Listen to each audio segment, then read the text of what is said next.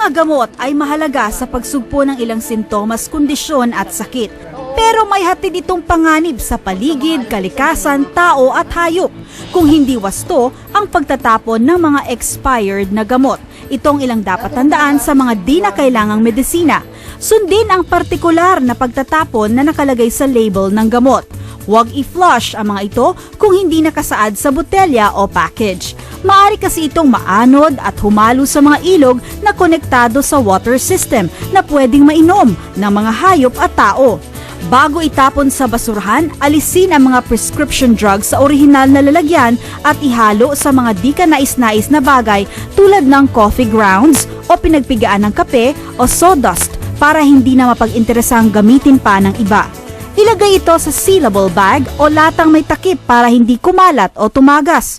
Kung hindi sigurado sa tamang paraan ng pagtatapon ng expired na gamot, kumonsulta sa inyong pharmacist.